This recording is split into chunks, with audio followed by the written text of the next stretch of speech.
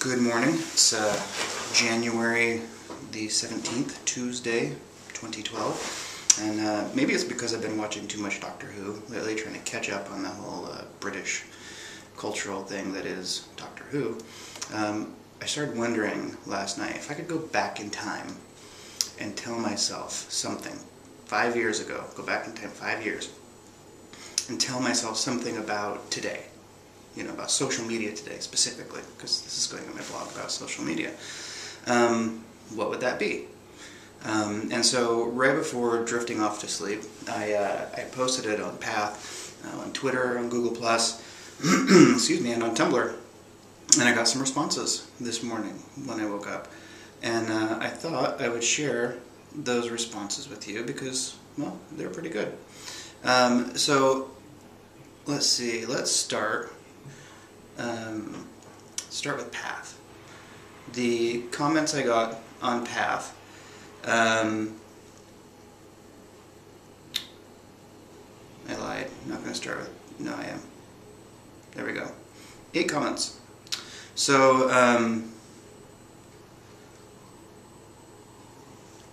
my good friend David, who was in Seattle and is now in New York, said, I would remind myself behind every avatar is a real human being with feelings. Listen to them. It's actually a pretty common theme.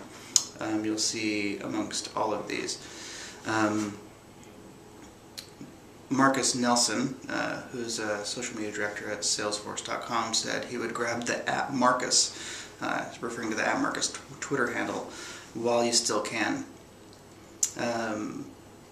Let's see. My app's being slow.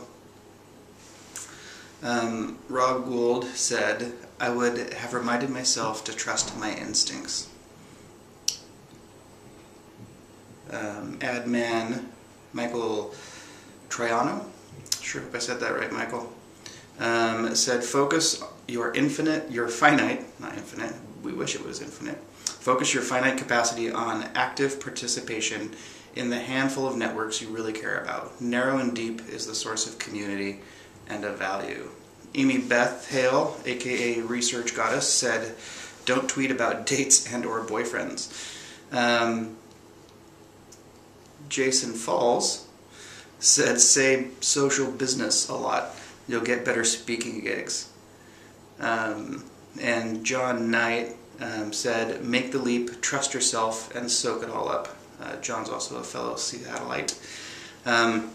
So some good tips there. And then going to Twitter, Jess Flynn, who's the Rockstar CEO of Red Sky PR in my hometown, Boise, Idaho, she said, prepare to be inundated, overloaded, hyper-connected, and out of breath a lot.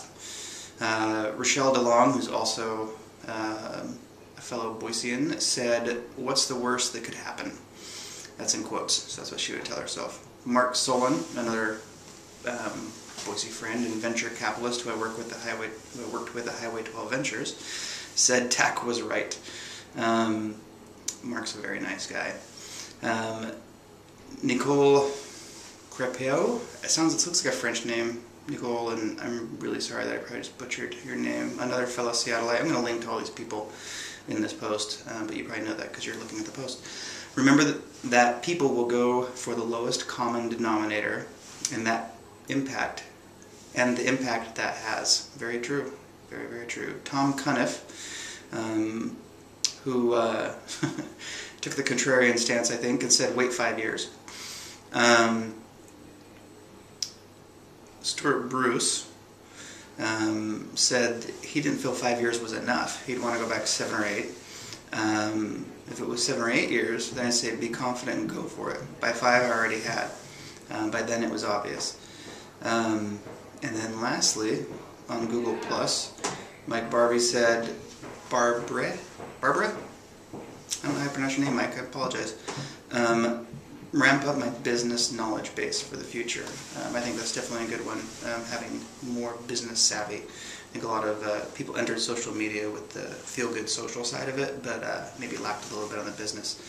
Benjamin Beck said, past Ben, don't waste your time poking everyone. It never was cool. It really wasn't, was it, Ben? And finally, on Tumblr, I had one response from Jess, who is a sophomore anthropology student I follow on Tumblr. She said, FaceTime in person is much more valuable than FaceTime on your iPhone. This can be said for text instant messaging also, etc., etc. So again, the Be Human theme. So my answer to this question, what would I tell TAC 5 years ago?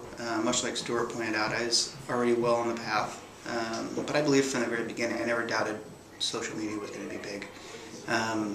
I think if I were to tell myself anything more, I would have told myself to blog more earlier on. It took me a few years to get really into the swing of things that I am here, and I wish I would have got a sooner start. I wish I would have done more video earlier on. And Facebook is going to be bigger than I thought it was. Much bigger. I don't think anyone could have anticipated how big Facebook was going to be. And that Twitter was going to do advertising. Those are some of the things, but if I had to say one thing, and this is true, I forgot one person. I was saving the best for last. Holden Page. My pal Holden said, I was 15 at the time and was just starting to participate.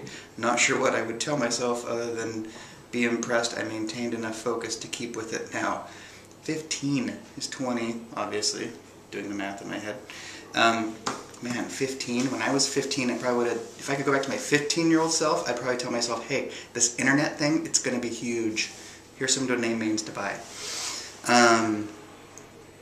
Beyond that, actually, I'd probably tell my 15-year-old self and TAC 5 years ago the same thing if I could.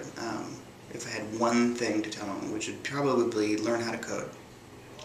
If there's one skill, one capability that I've yet to develop that I really wished that I had, it would be some basic coding.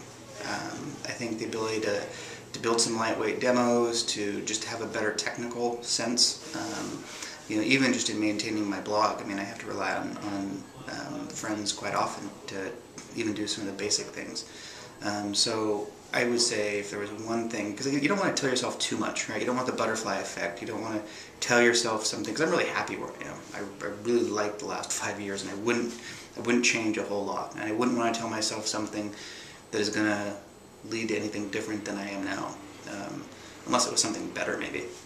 And the only thing I think I could tell myself, besides those things I mentioned earlier, is to learn to code. I wish I'd learned to code. I'm doing Code Academy.